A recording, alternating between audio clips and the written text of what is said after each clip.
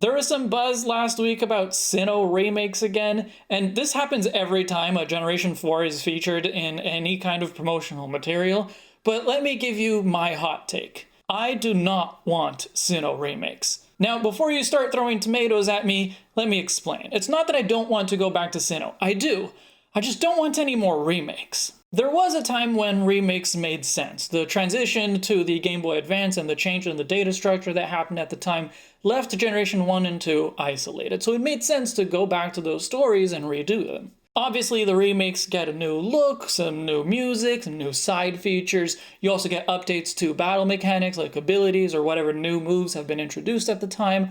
But in terms of the story, both Fire Red and Leaf Green and Heart Gold and Soul Silver are pretty much exact remakes of the originals. Fire Red and Leaf Green added the Sevi Islands, which extended the main story and also created a post-game where there wasn't one before, but overall the plot stayed the same. Heart Gold and Soul Silver didn't add a new area, but it did take some elements from Crystal, and it also changed the late game plot to make it required for you to go meet the game mascots.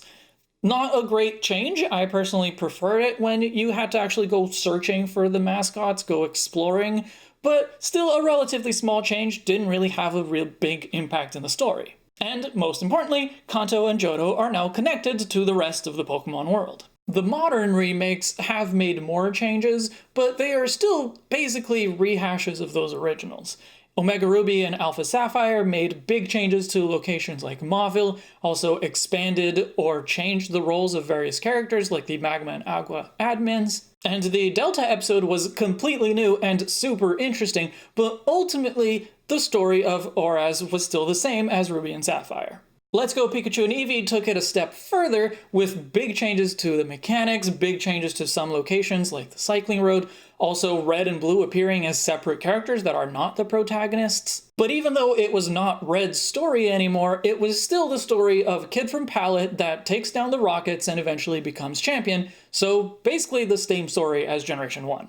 Oraz and Let's Go are both very good in some ways, but in others, they are also disappointing. And that's because Pokemon remakes straddle a weird line. Remake, to me, implies mostly a one-to-one recreation with just improvements to quality of life, something more like a remaster, except for games that need to be recreated entirely. And for Pokemon, I would also throw in modern battle mechanics into that mix as well.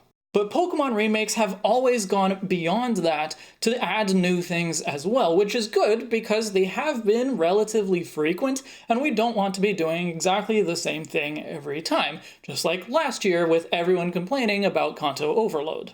In a way, that creates this expectation that the remakes will add exciting new features and fix all the gameplay problems with the original, but also keep all of the things that made them good.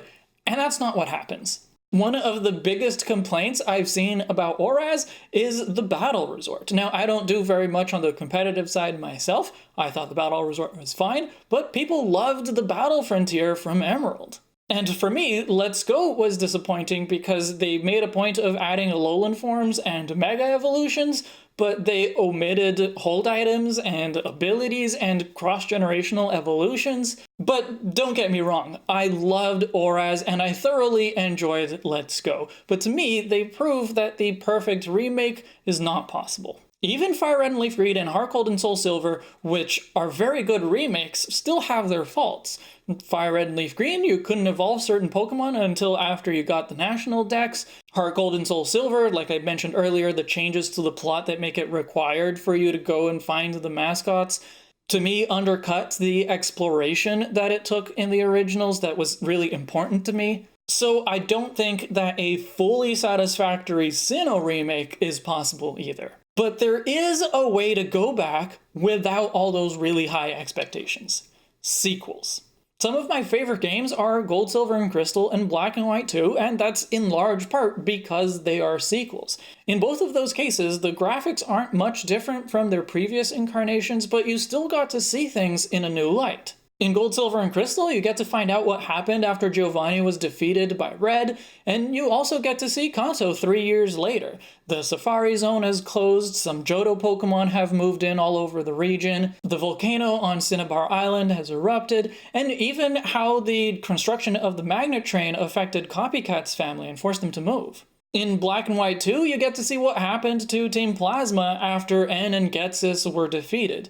And again, you get to see Unova 2 years later. Charon is a gym leader now, and Bianca is Juniper's assistant. The Pokemon World Tournament and PokeStar Studios have both opened up, and the construction on Route 4 has either advanced significantly or been abandoned entirely depending on the version. These changes may seem small, but they really show change over time rather than change for the sake of change.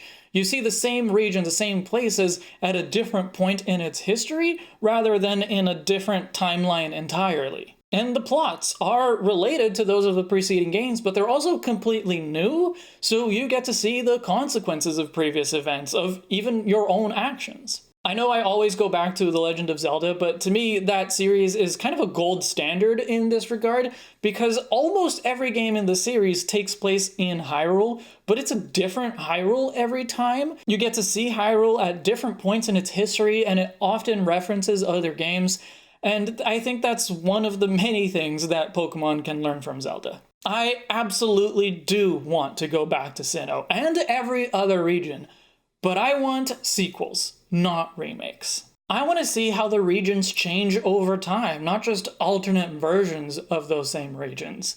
And the plots can really be anything, either continuing on from when we last saw them, or something completely new.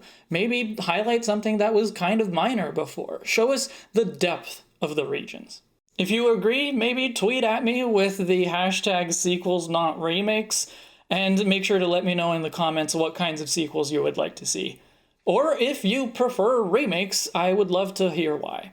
I'm Umbreon Libris. I'll see you in the next chapter.